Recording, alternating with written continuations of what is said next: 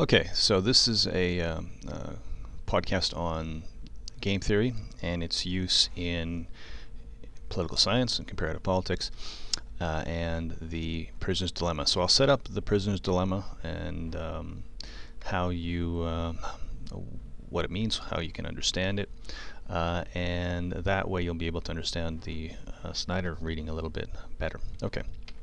So the prisoner's dilemma is a type of game, as we'll see.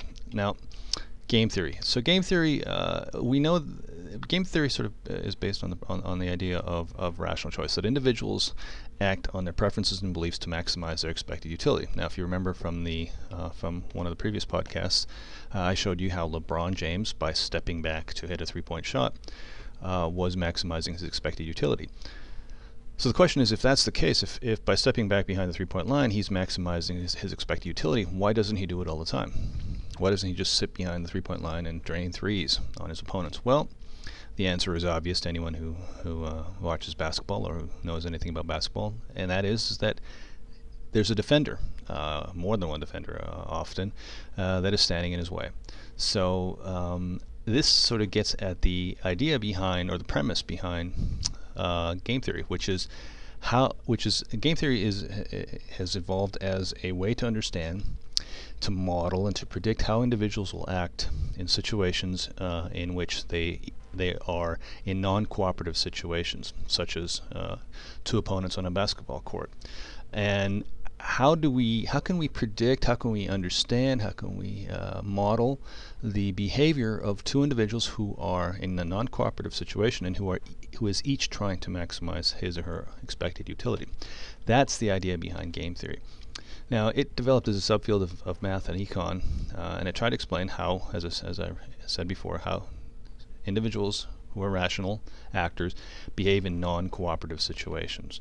Now, if we go back to Adam Smith wrote that in competition, individual ambition serves the common good by means of this mechanism called the invisible hand. Now, the idea, and this idea sort of was dominant in social science and math and in economics and in social sciences and political science for a long time. And the idea was that if people simply strove to do as well as they could for themselves, the interaction of those thousands, millions, tens of millions, hundreds of millions of individuals will lead to an outcome that is as good as it can be socially. So for the whole. Now, game theorists, though, like John Nash, rejected this, and in fact they showed that self-interested individuals competing would produce not the common good, but would produce socially suboptimal outcomes. Okay. I wonder if you've all seen the movie A Beautiful Mind. Well, here's a clip, if I can get it going. It seems like it wants to.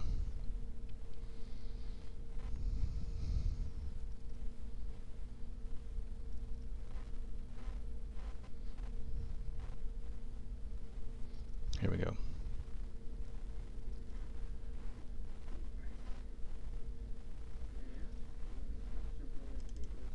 Let's see if I can increase the volume a little. I don't know how you gentlemen beer. Well, we're not here for beer, my friend.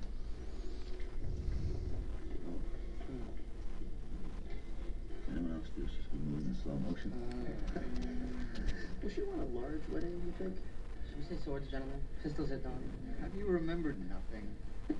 Recall the lessons of Adam Smith, father of modern economics. In competition, individual ambition serves the common good. Exactly. Every man for himself, gentlemen. And those who strike out are stuck with their friends. I'm not going to strike out. You can lead a blonde to water, but you can't make a drink. I don't think he said that. All right, nobody move. She's looking over there. She's looking at Nash. Oh, God. All right, he may have the upper hand now, but wait until he opens his mouth. Remember you last time? Oh, yeah, that was the history book.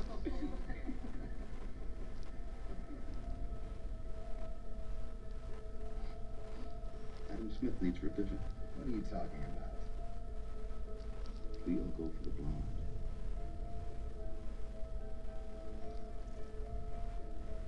block each other, not a single one of us is going to get her. So then we go for her friends. But they will all give us the cold shoulder because nobody likes to be second choice.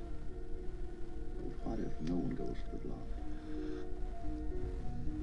We don't get in each other's way, and we don't insult the other girls. It's the only way we win. That's the only way we all get laid.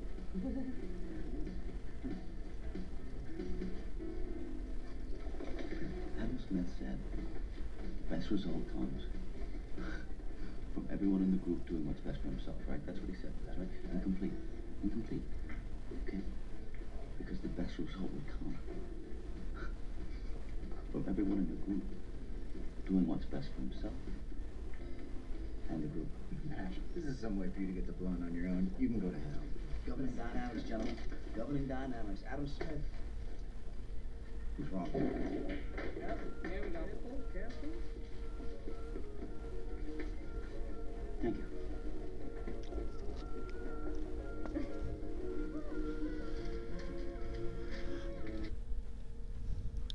All right, so you can find that clip on YouTube actually if you just search for Adam Smith Needs Revision to see it more clearly.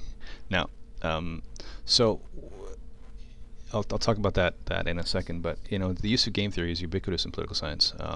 We use it to look at the degradation of natural resources, the collapse of democracy, for instance, in Latin America, democratization, post-communist Europe, etc., etc. And game theory is sort of a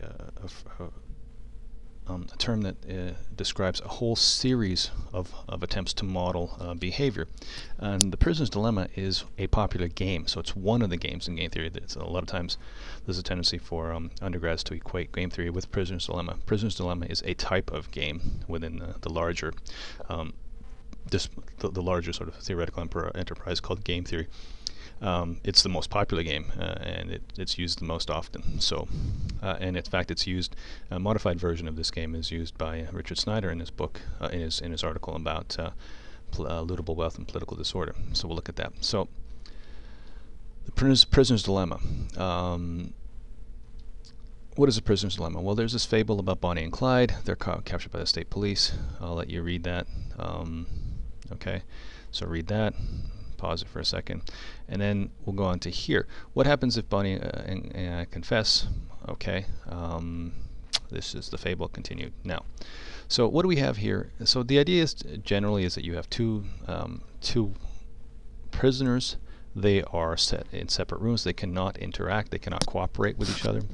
And you give them, you being the police, give them a choice to either confess, and they'll be given a punishment, a particular punishment, or if they don't confess, then the punishment will be worse. And each of the prisoners is offered the same choice. Now, the reason it's a dilemma is because what happens is that each of those individuals, being rational decision makers, decides to maximize his or her own expected utility, and the interaction or the outcome of those individuals maximizing their expected utility is actually worse off. They are each worse off than they otherwise could be had they acted in a different way. So what do I mean by that? Okay,